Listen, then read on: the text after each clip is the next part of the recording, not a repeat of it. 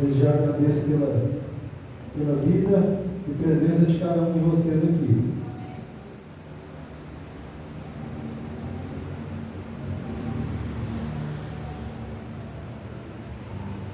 Amados irmãos, sem perda de tempo, abra sua Bíblia aí, por favor, em Lucas 2, a partir do versículo 8, amém? Lucas 2, a partir do versículo 8.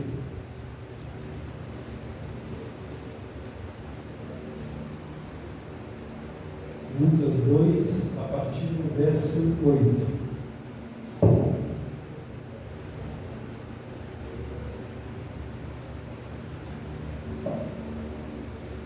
Espero que todos se encontrem.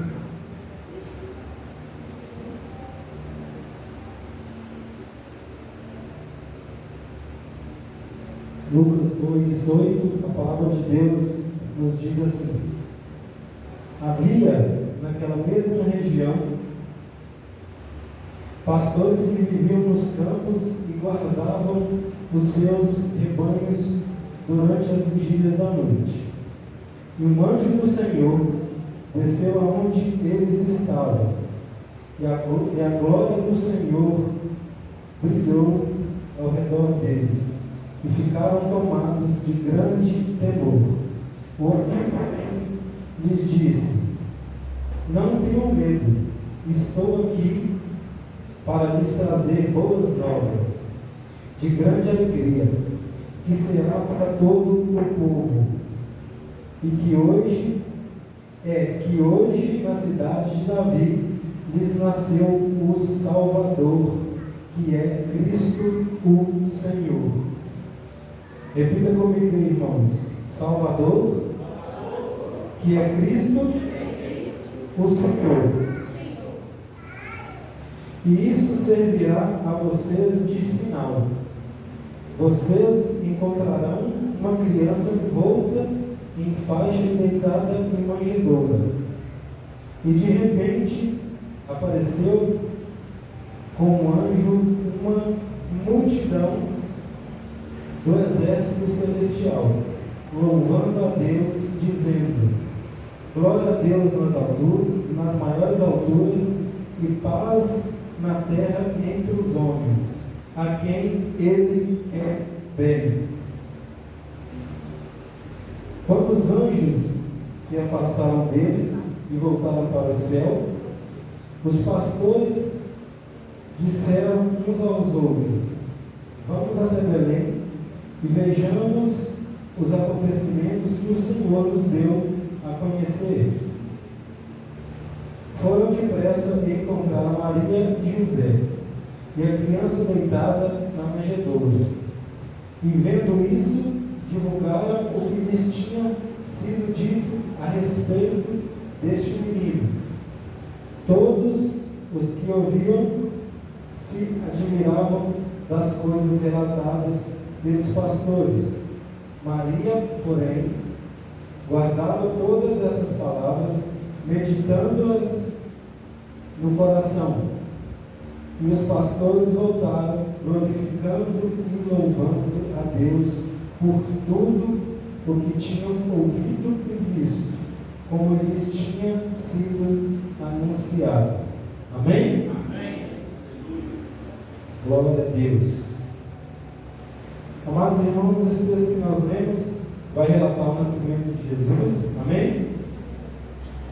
Mas antes do nascimento de Jesus, Deus, através dos profetas, já falava desse acontecimento. Mas, se a gente for comparar, irmãos, com uma mãe, quando ela fica grávida, e aí começa uma gestação, é se falar de 9 meses até que a criança nasça. Amém?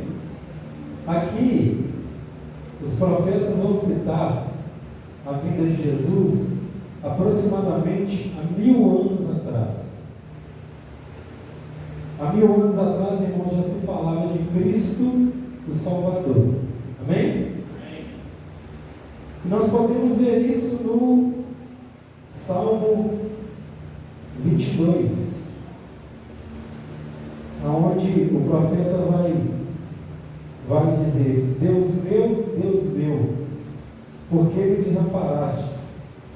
É o que Jesus falou na cruz, no momento de sofrimento, onde ele está perto de dizer: está consumado, e entregar a sua vida. Ele vai dizer esse verso: Deus meu, por que me desamparaste? Amém? Mas também no Salmo 22, no verso 28, ele fala do triunfo de Jesus, onde ele fala: pois do Senhor é o reino, e ele governa sobre todas as nações. No Salmo 49, também vai falar, irmãos, da traição de Jesus, quando ele seria traído pelo seu melhor amigo. E todos nós sabemos que é Judas. Amém? E aí, irmãos, no Salmo 24, também vai falar da entrada, do retorno de Jesus na glória. Então, irmãos, há muito tempo atrás, aproximadamente 1000 anos, e os anos vão se passando, 700 anos, 520 anos, os profetas já vinham falando do Salvador, já vinham falando do Cordeiro que viria para levar sobre si todas as nossas transgressões, todos os nossos pecados. Amém?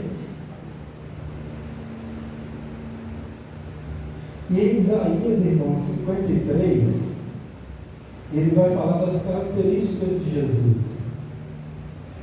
E quando a gente hoje, nos dias de hoje, a gente fala o nome de Jesus, existem várias pinturas, tem pessoas que fazem imagens, mas, irmãos, eu creio que não é nada disso que pintam, não é nada disso que constrói, porque Isaías 53 fala que ele não tinha boa aparência, que ele não tinha formosura e nem beleza alguma, e ele era um homem de trabalho que era desprezado pelos homens. Amém? E aí, irmãos, aproximadamente 520 anos antes, em Zacarias, vai falar quando Jesus vai entrar. Ele vai entrar em Jerusalém, montado no jumentinho, filho de uma jumenta. Amém? E continuando, irmãos, em Zacarias também vai falar até do valor que Jesus vai ser vendido por 30 moedas, onde ele vai ser traído pelo seu melhor amigo e vai ser vendido. Amém? Então, irmãos, há muitos anos atrás já vinha se falando através dos profetas da vinda de Jesus. E o seu nascimento, irmãos, seu nascimento é um nascimento milagroso. Um nascimento milagroso por quê? O anjo Gabriel desce, anuncia a Virgem Maria que dos céus vai descer o Espírito sobre a vida dela. Amém? E por que o nascimento de Jesus é um nascimento milagroso? O nascimento dele é milagroso, irmãos, porque não houve fecundação. Simplesmente desceu sobre o Espírito desceu sobre a Virgem Maria, e ela iria conceber o Cristo, Filho de Deus. Amém? E isso é relatado em Lucas 1,35. O anjo aparece para Maria e fala: e descerá sobre ti o Espírito Santo, e a virtude do Altíssimo te cobrirá. E o que há de nascer de ti é o Santo Filho de Deus.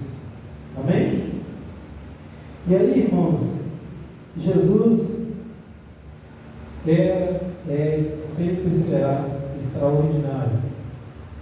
Aonde ele nasce, e aí desde criança, lá ele já começa, aos 12 anos de idade, quando ele, na sinagoga, começa a discutir, a falar de Deus, e a contradizer os doutores da lei. Aos 12 anos, hoje é praticamente considerado uma criança que não tem tanto conhecimento. Mas Jesus aqui, irmãos, aos 12 anos de idade, já confronta os doutores da lei. Já pode-se dizer que ele já estava ensinando, ele já estava dando uma aula do que era o ministério dele aqui na sinagoga. Aos 12 anos de idade, ele já confrontava os doutores da lei. E o homem chamado Jesus, desde aquela época, irmãos, até nos dias de hoje, ele tanto é odiado como amado. Nos dias antigos, os grandes religiosos, os sacerdotes, por ter medo do que Jesus viria fazer, da transformação que o Evangelho que ele trazia poderia fazer na vida das pessoas, ele era odiado por essas pessoas, odiado pelos grandes religiosos, odiado por várias outras pessoas, porque ele trazia as boas novas, e as boas novas eram o Evangelho. Um Evangelho, irmãos, que ele ia mudar a vida de todas as pessoas que quisessem ouvir e seguir o que Jesus dizia. Amém? Mas da mesma forma que ele era odiado, irmãos, ele também era amado. Jesus era amado por pecadores, Jesus era amado por miseráveis e por toda classe de gente. Amém? E aí, irmãos, Jesus começa o seu ministério. O homem chamado Jesus começa o seu ministério. E aí é onde ele vai realizar o seu primeiro milagre, aonde ele transforma água em vinho, aonde ele transforma água em vinho. Então, irmãos, isso que Jesus já começa a deixar a marca dele, que aonde ele chega haverá transformação. Aonde ele chega, irmãos, ele chega para mudar, e para mudar para melhor. Não é mudar para pior, ele chega para transformar a sua vida, que às vezes estava perdida, que às vezes estava sem rumo, mas ele chega para transformar a sua vida para melhor. Quando ele faz o seu primeiro milagre, que é transformar água em vinho, ele já está deixando a sua marca. Ele já está falando assim, para isso que eu vim. Amém? E Jesus, irmãos, o homem chamado Jesus também veio para quebrar preconceitos. Aonde nós podemos citar, quando Jesus para no meio do dia para conversar com aquela samaritana que estava pegando água no poço de Jacó. Naquela época, irmãos, eles estavam contradizendo tudo que os judeus praticavam. Mas Jesus veio para quebrar preconceitos, para falar para aquela mulher que ele poderia saciar a sede dela. Somente ele poderia saciar a sede dela.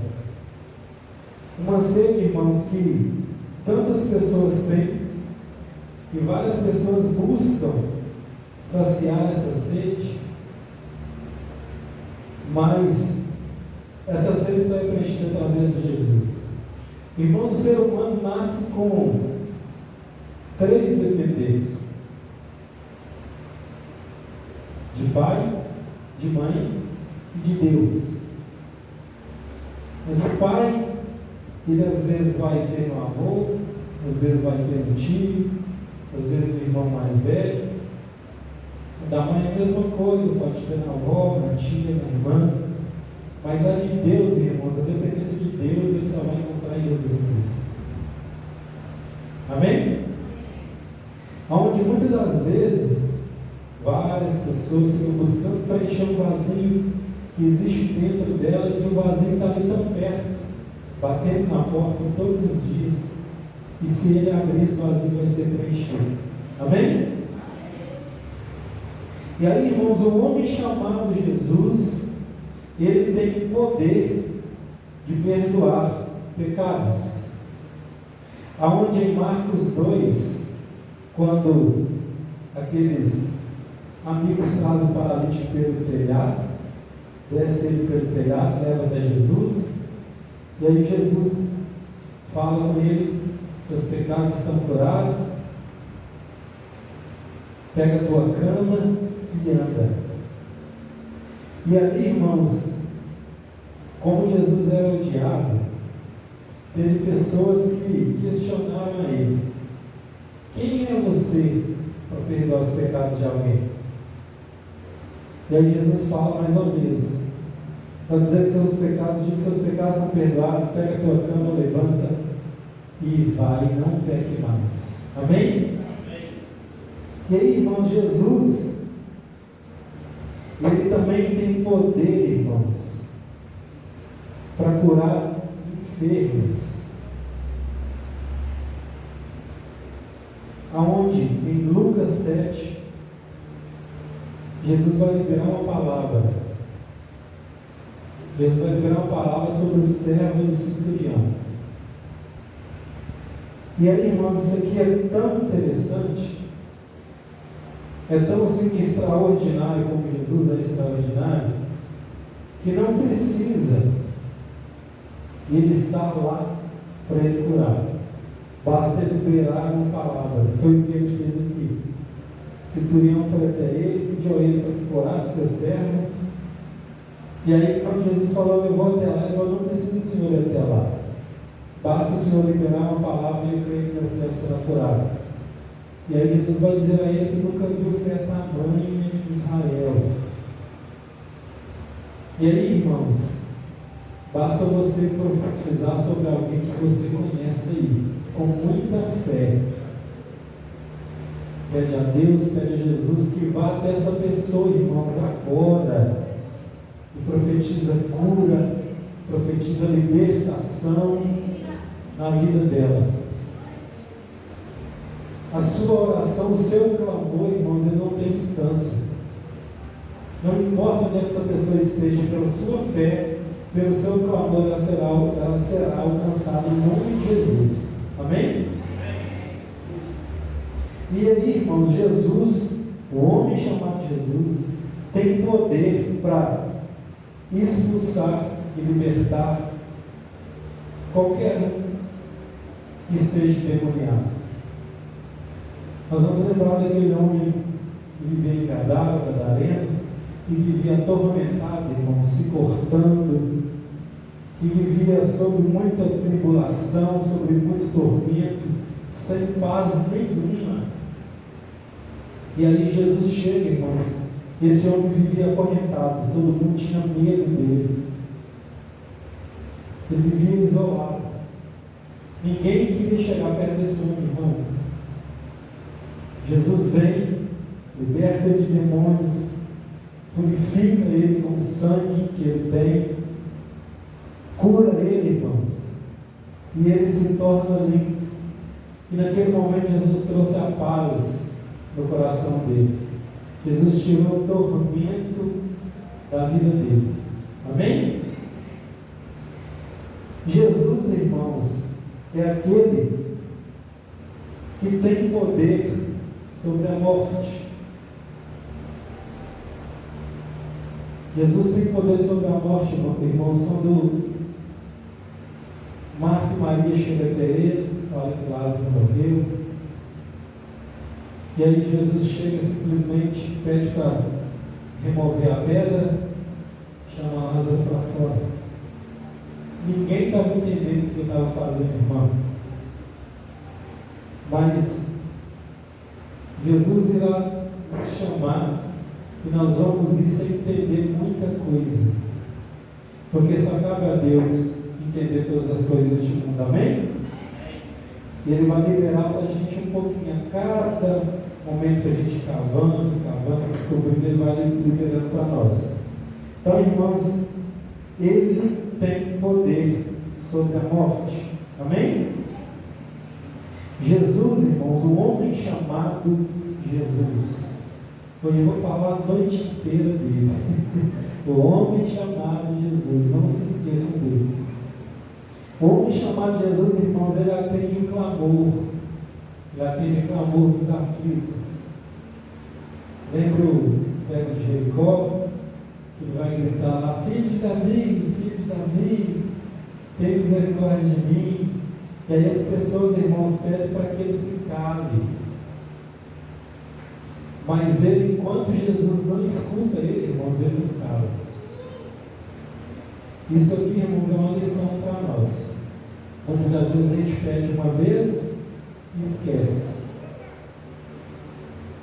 E a gente tem que pedir, irmãos, e pedir até que Jesus escuta a gente. Porque tudo é na hora dele, amém? A gente vai sempre pedir, mas na hora certa ele vai liberar para nós.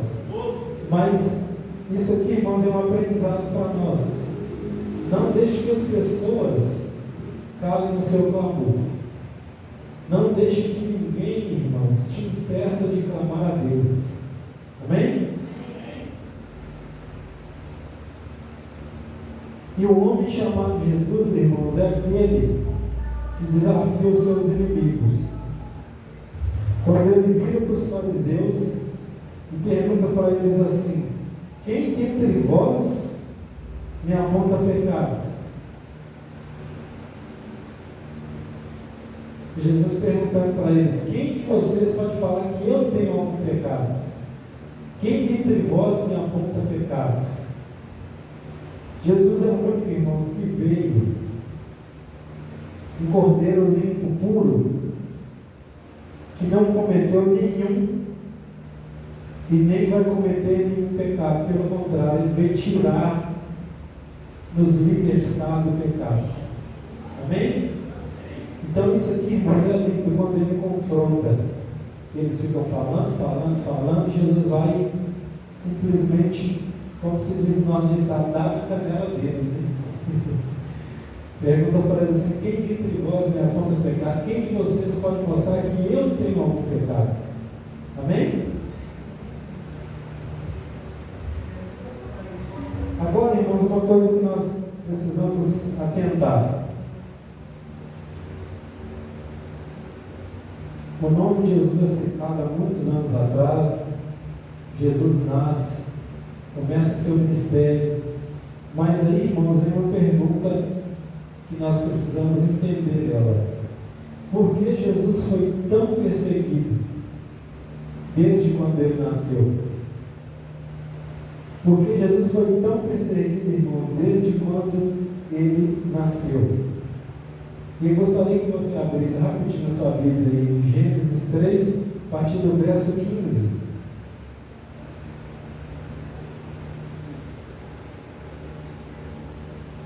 Gênesis 3, a partir do verso 15.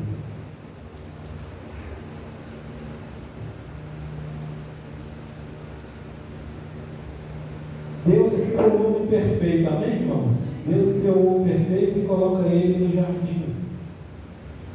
Só que quando Deus coloca o homem no jardim, irmãos, o homem é tentado por Satanás, e aí Satanás faz com que o homem caia em tentação.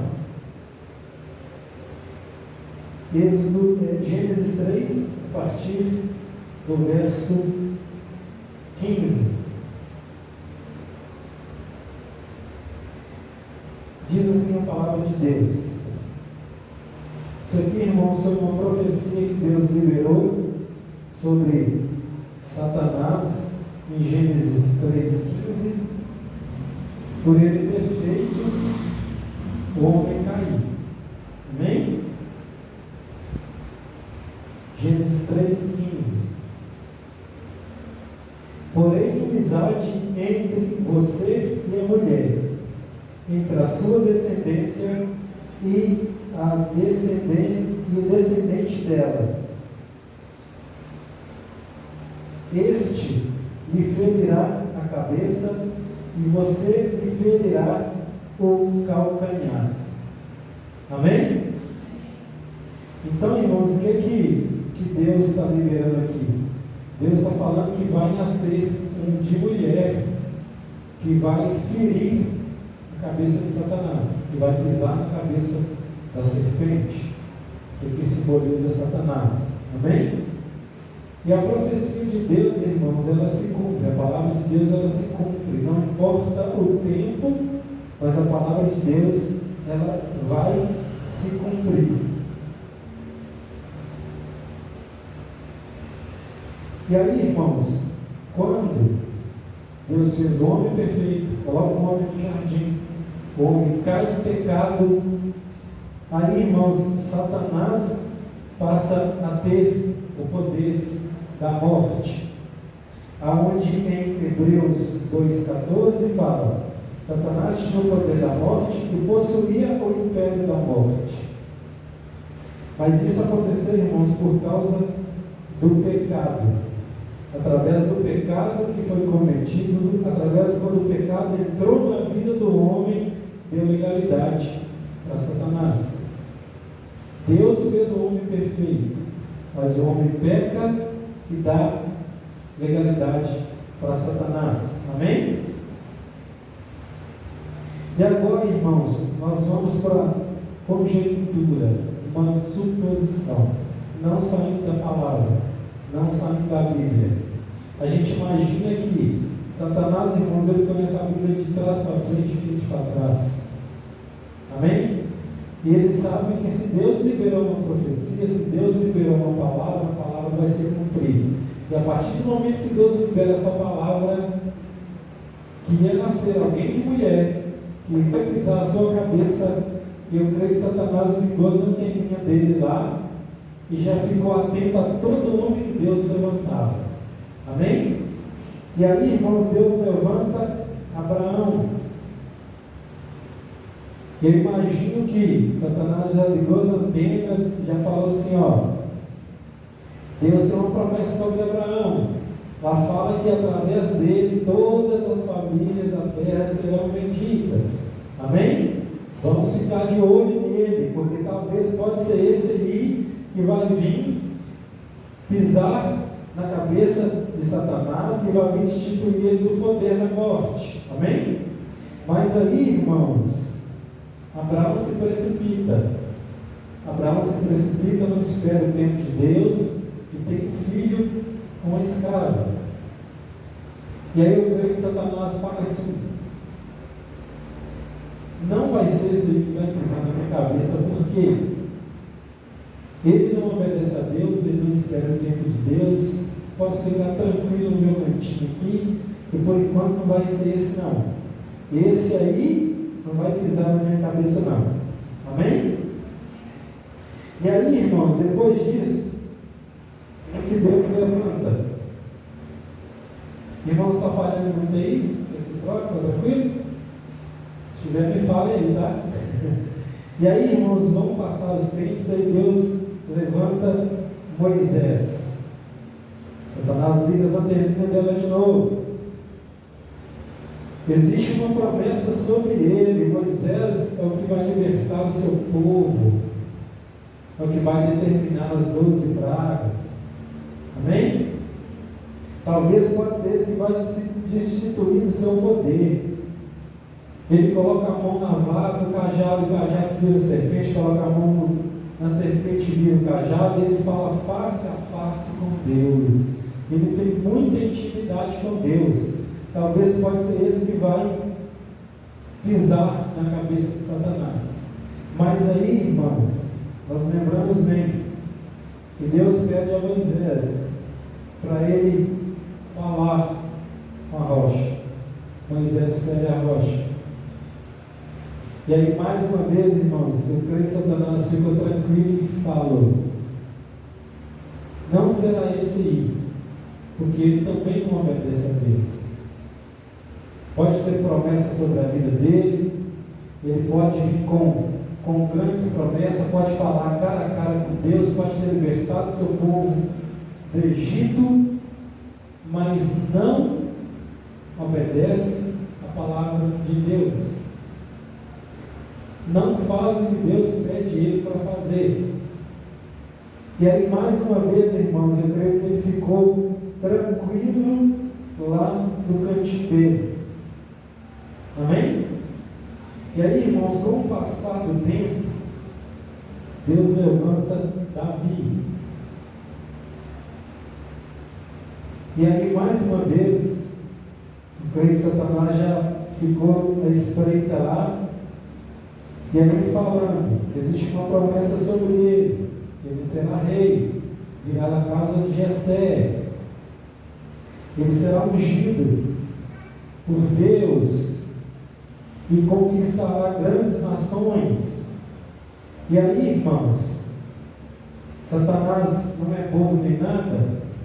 Eu creio que ele já pede um urso e leão para tentar matar Davi. E aí Davi vence o urso, Davi vence o leão, Davi vence o gigante. Amém? Davi é ungido. E aí, irmãos, quando Davi já tem conquistado tudo, Davi está tranquilo, ele vem e comete adultério e homicídio. E aí Satanás mais uma vez vai dizer: esse aí não vai pisar na minha cabeça. Ele pode vir da casa de Jessé, pode ter matado o urso, pode ter matado o leão, pode ter matado o gigante, pode ser o homem segundo o coração de Deus, mas cometeu adultério e homicídio, esse aí não. Esse vai pisar na minha cabeça não. Amém? E aí, irmãos, com o passar do tempo, Deus levanta várias e várias outras pessoas, e eu creio que Satanás sempre esteve na perseguição desses homens, tentando derrubar, porque, irmãos, a profecia de Deus ela vai se cumprir em algum momento. E ele sabia disso. Porém, um dia, irmãos, na história, eu creio que Satanás era rodeado de demônios, e aí ele vai falar assim: Lúcifer, tem profecia nova na terra, tem alguma coisa estranha acontecendo na terra. Desceu um anjo Gabriel lá e conversou com a Virgem Maria e falou que sobre ela ia descer o Espírito Santo.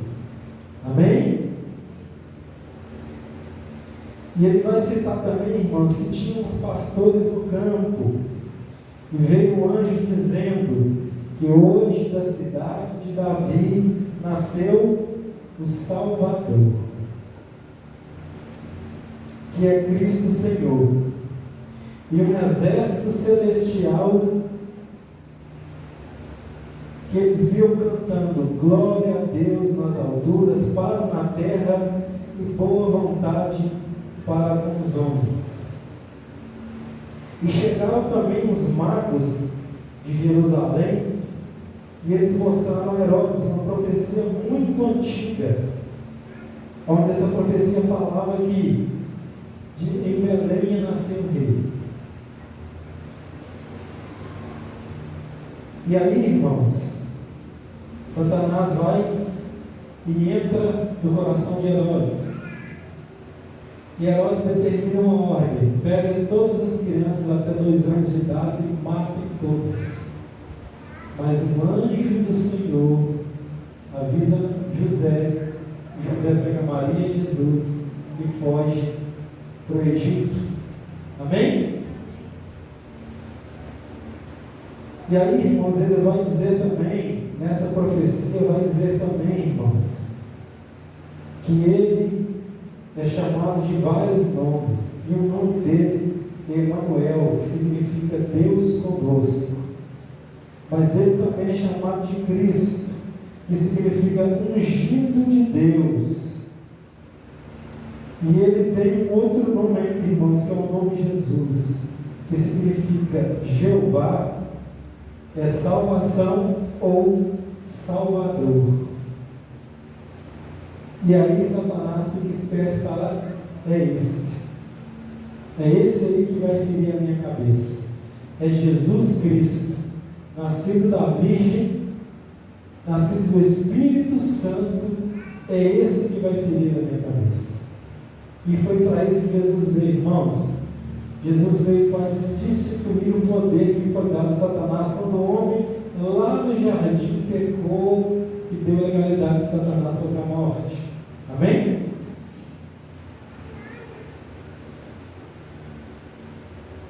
E aí, irmãos, durante toda a trajetória de Jesus, ele foi perseguido. Foi perseguido por vários demônios, irmãos. Mas chegou uma hora, irmãos, que eu creio que os demônios mais ou menos vão conjecturar aqui uma suposição, mas não saindo da palavra.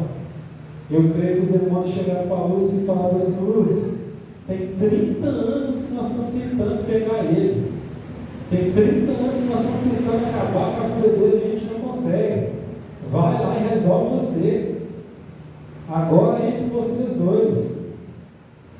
Nosso linguajado aqui, irmãos, desculpa que eu estou comparando Jesus Cristo, mas estamos dizendo briga de cachorro grande. Amém? E aí, irmãos, quando Jesus sai para jejuar, ele está no fim do seu jejum, 40 dias, 40 noites no deserto. Satanás chega e fala assim: agora que eu vou pegar ele. Jesus estava fragilizado, falando da carne, tá, irmãos?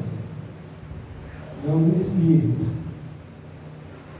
Ele estava fragilizado, e todos nós conhecemos na tentação de Jesus no deserto, onde ele tem fome, e Satanás chega para ele e fala para ele assim: mas você não é Deus, você não está com fome? Transforma essas pedras em pães e mata a sua fome.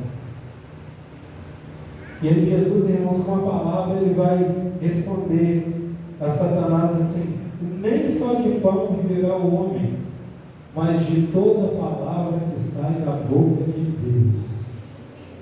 Amém? E aí, irmãos, ele continua a tentação.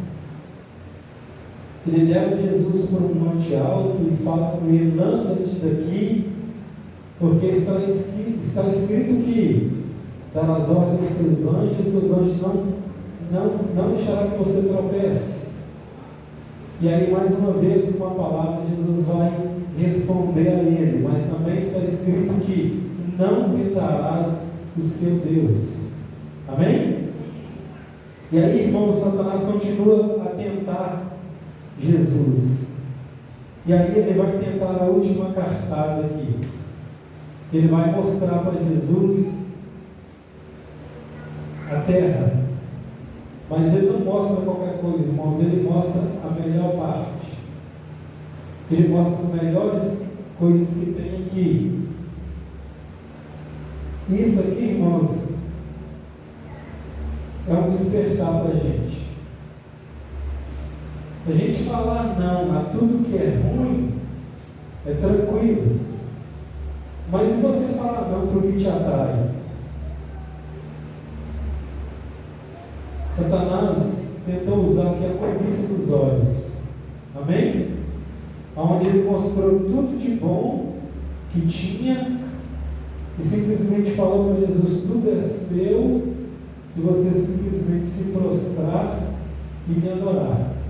Tudo isso aqui é seu se você prostrar e me adorar. Mais uma vez, irmãos, negar a tudo aquilo que é ruim é fácil, mas negar aquilo que nos atrai todo dia, irmãos, não é fácil. Mas nós temos que atentar que Jesus, em jejum, venceu as tentações. Fragilizado, falando da carne, ele venceu as tentações. Amém? E aí, irmãos, ele vai falar, vai mostrar para Jesus tudo de bom e vai dizer para ele: se simplesmente me prostrar e me adorar, tudo isso aqui será seu. Mas Jesus responde ele com a palavra: vai-te daqui, Satanás, porque também está escrito que ao teu Deus, somente ao teu Deus, se servirá e adorarás. Amém? Irmãos, Satanás e os demônios, irmãos, eles já sabiam para que Jesus veio. Eles já reconheciam quem era Jesus. Lembra lá, voltando lá quando eu citei aqui no texto, aquele gadareno, lá em Gadara, demoniado, quando ele chega para libertar aquele homem daqueles demônios, eles vão dizer a Jesus: Jesus, Filho de Deus Altíssimo, por que vem nos atormentar antes da hora? Eles já sabiam qual era a hora deles, irmãos, e eles reconheciam quem Jesus é, por quem Ele era, porque Ele é eternamente. Eles já conheciam quem Ele era. Ele vai falar: Filho do Deus Altíssimo, por que vem nos atormentar antes da hora? Não é chegada a nossa hora ainda. A nossa hora vai chegar. Amém? E aí, irmãos, o diabo vai dar a sua última cartada. Aonde lá atrás, bem antes de Jesus vir, eu citei que também a Bíblia vai falar, através dos profetas, Deus vai liberar uma palavra onde vai falar que ele será traído pelo seu melhor amigo. Irá ferir o calcanhar, mas ele pisará na cabeça da serpente. E aí, irmãos, Satanás entra no coração de Judas. Satanás usa Judas para que ele venha trair Jesus. E aí, Jesus é traído, irmãos, a gente conhece. Quando ele é traído, ele é preso, ele é pisoteado, ele é açoitado, ele é cuspido, mas ele, irmãos, não fala nada. Jesus não fala nada.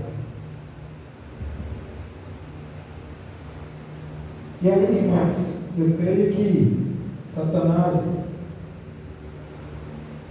ele se pergunta assim: mas por que ele não fala nada? Ele está sendo cuspido, ele está sendo açoitado, ele está sendo entregado no madeiro, mas ele não fala nada. Por que ele não fala nada? Aqui, irmãos, Satanás, ele só consegue enxergar o lado ruim das coisas. E não consegue ver o lado bom das coisas. Jesus está sendo maltratado, Jesus vai ser entregado no madeiro, sem pecado, sem culpa, por um julgamento errado, mas ele não consegue, irmãos, ver que existe um propósito em cima disso. Existe um porquê disso. Ele não consegue enxergar isso. Por quê? Ele só vê o lado mal das coisas. Ele só consegue enxergar o lado ruim das coisas. E aí, irmãos, quando você está passando por tribulação, quando você está passando por lutas, ele está lá rindo, está lá achando graça, está achando bom. Agora eu vou arrebentar com a vida dele, agora eu vou destruir a vida dele.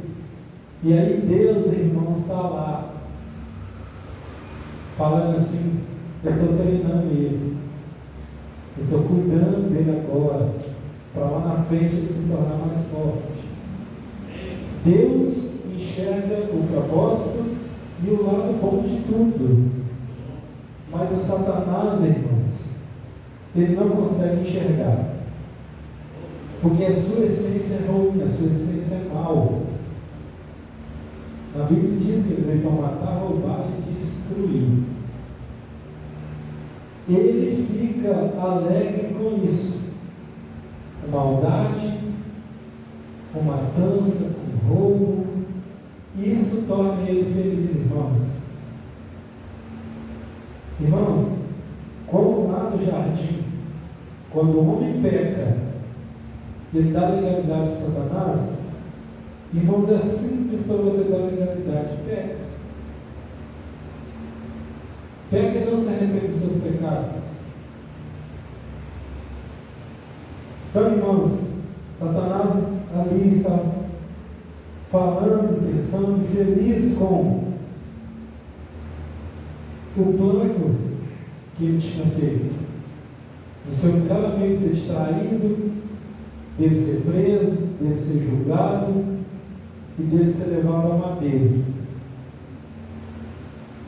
E aí, quando ele é levado a madeira, irmãos, Jesus vai dizer, né? Está consumado.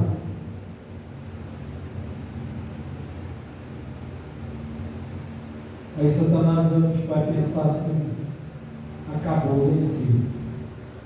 Esse aí também, Jeová, que você falou que ia pisar na minha cabeça, morreu.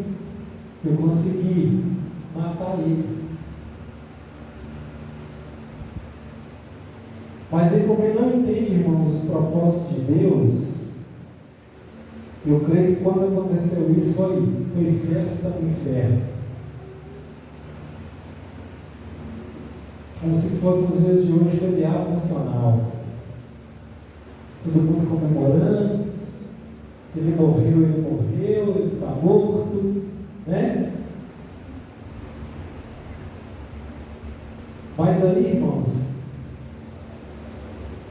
a Bíblia é linda, a palavra de Deus é maravilhosa, e ela vai nos relatar, irmãos, alguns fatos que aconteceram com a morte de Jesus.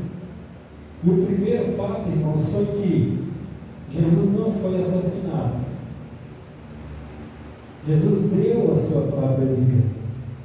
Ele não foi assassinado, ele deu a sua própria vida em prol da salvação da minha e da sua vida, e da vida de todos nós que cremos nele. Amém? Primeiro fato, irmãos. E aonde que cita isso? Nós podemos lembrar, irmãos, que Jesus vai falar na Bíblia. Ele fala assim: eu dei a minha própria vida para um dia tomá-la. E é onde nós podemos lembrar também, irmãos, que ele não foi assassinado, que deu a vida dele, é quando Judas trai ele, Pedro arranca a espada,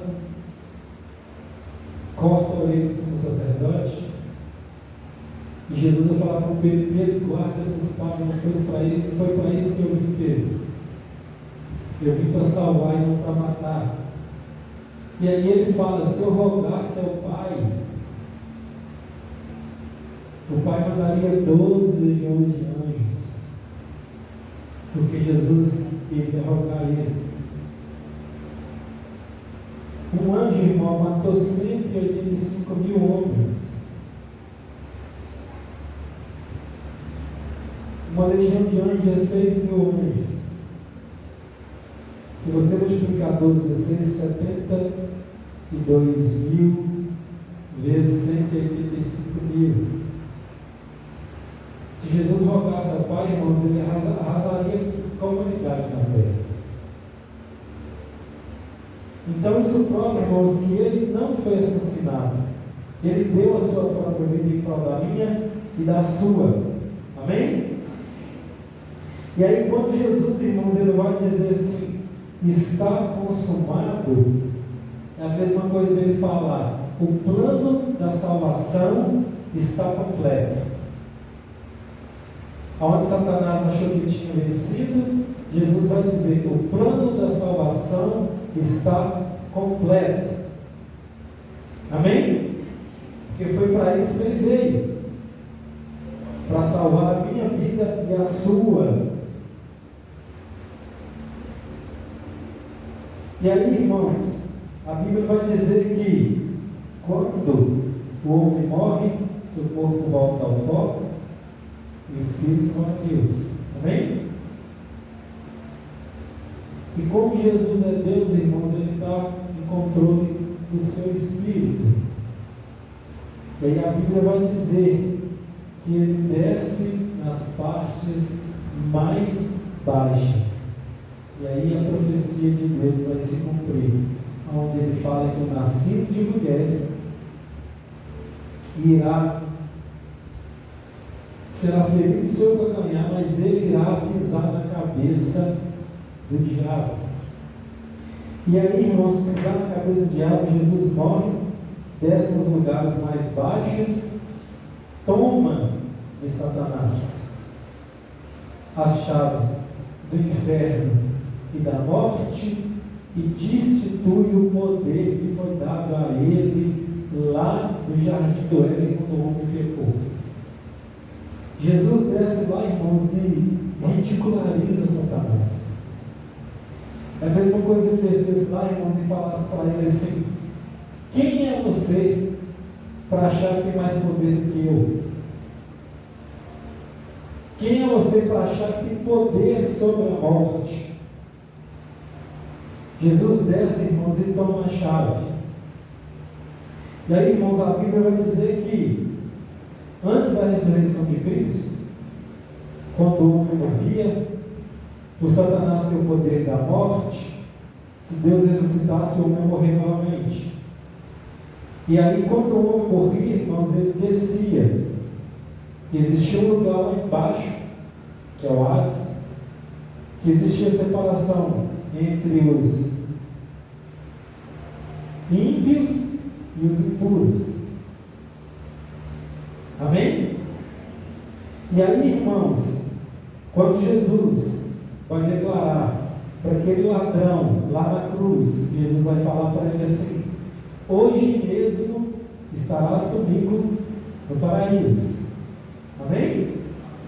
Quando Jesus disse isso, irmãos, é porque ele desce as partes mais baixas, pega os que estão no cativeiro e inaugura o paraíso, irmãos.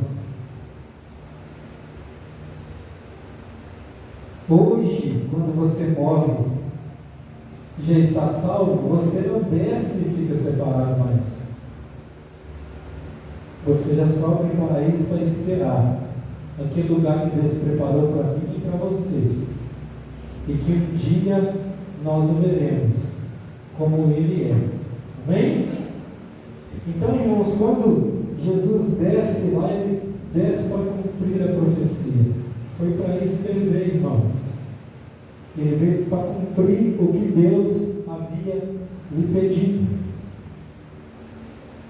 Aonde Ele vem como cordeiro puro, sem pecado, dá a sua vida em prol da minha e da sua salvação. Amém?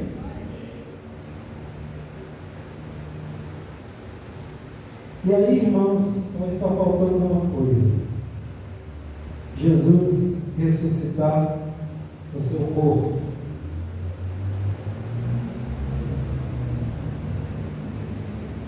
E aí, irmãos, quando ele desce e ele sobe, que ele toma a chave do inferno e toma a chave da morte, ele volta, irmãos, e ressuscita o seu próprio corpo.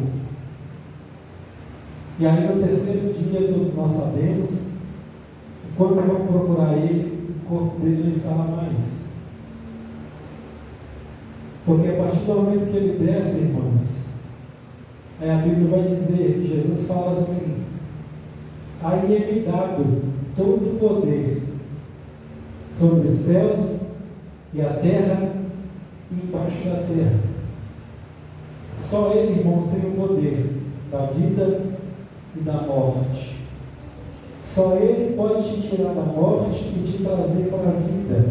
E só através dele, irmãos, a sua vida pode ser tocada. Só Deus que pode tirar a sua vida, irmão. Só Jesus pode tirar a sua vida e mais ninguém. Amém? E é por isso, irmãos, que a Bíblia vai dizer que Jesus é o primogênito entre os mortos.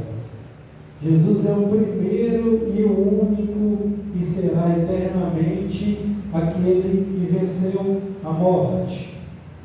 E para que ele provasse isso, irmãos, que ele venceu a morte, foi necessário que houvesse um confronto. Porque se não houvesse confronto, ou um confronto, não tem como sair um vencedor. Por isso Jesus desceu, confrontou, venceu a morte. Por isso ele tem poder.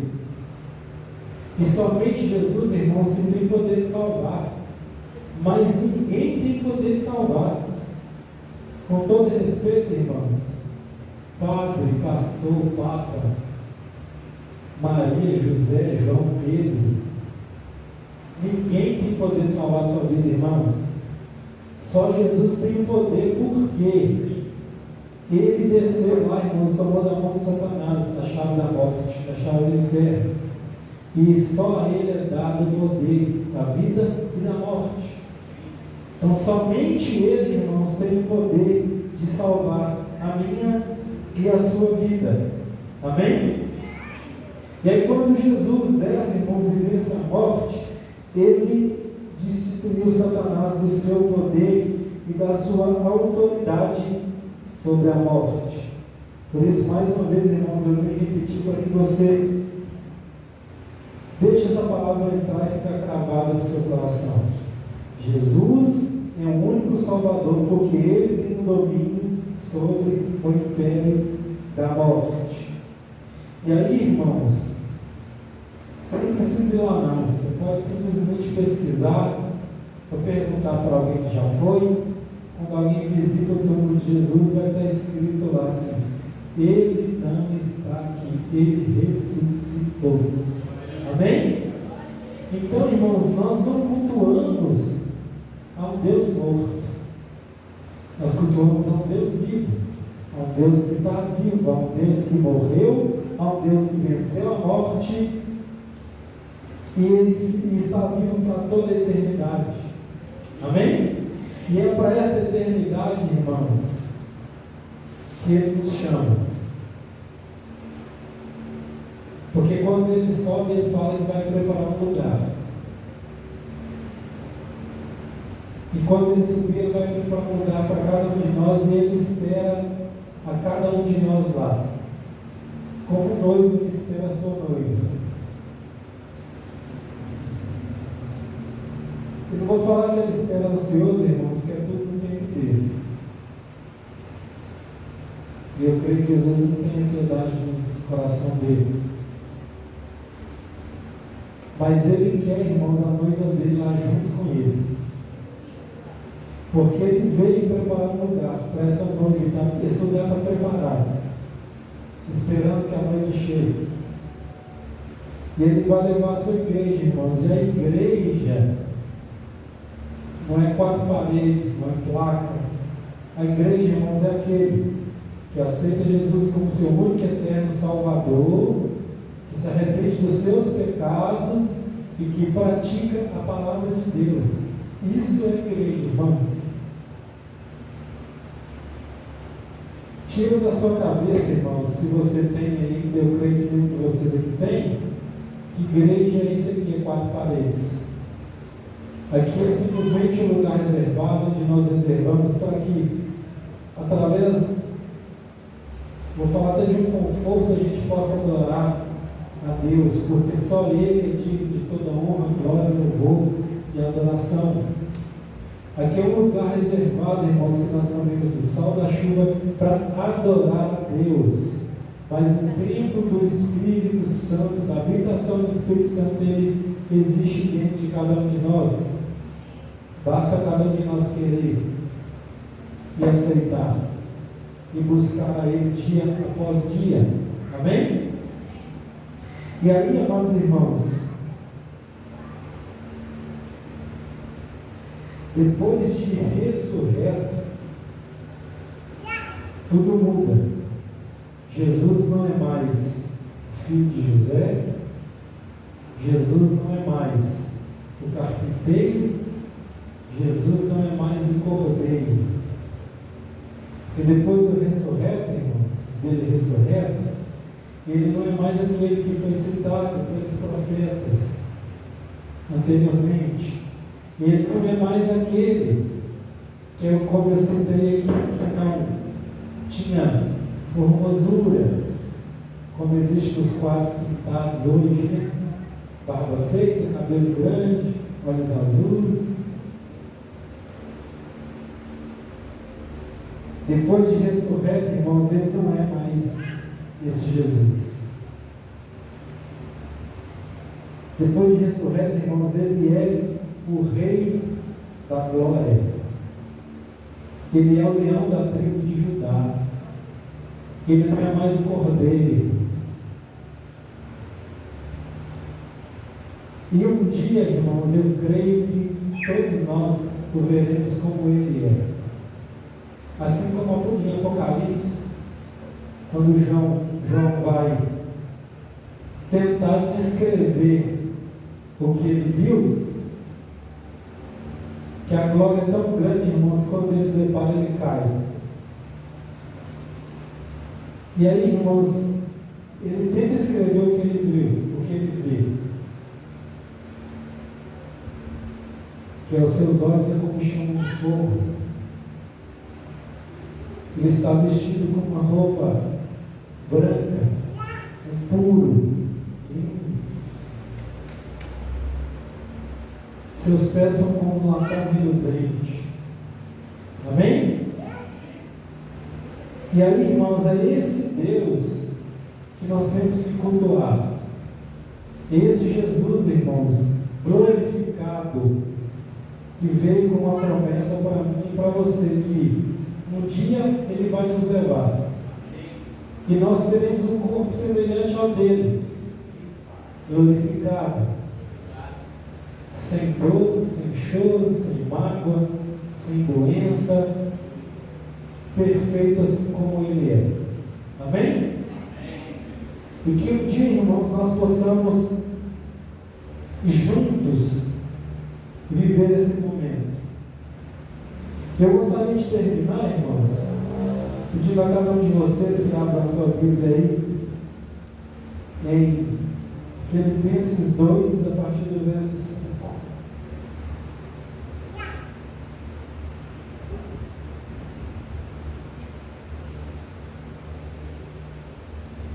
Filipenses 2, a partir do verso 5. Amém?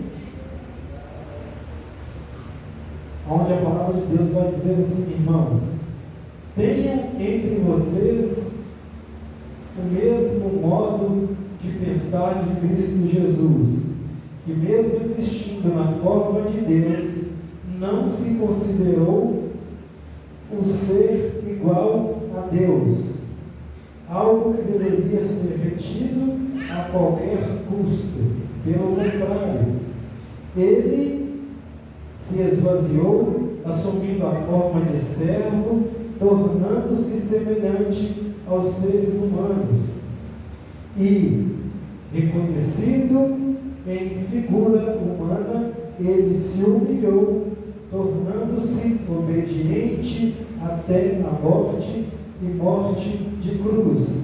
Por isso também Deus o exaltou sobremaneira e lhe deu o nome que está acima de todo o nome, para que ao nome de Jesus se dobre todo o joelho, nos céus, na terra e debaixo da terra, e toda língua confesse que Jesus Cristo é Senhor, para a glória de Deus Pai.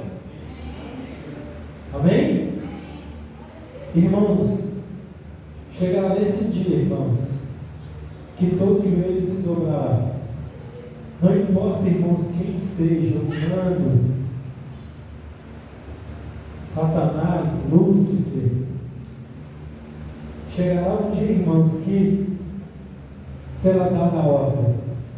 Todo joelho se dobrará diante dele, e toda língua confessará que Jesus Cristo é o Senhor.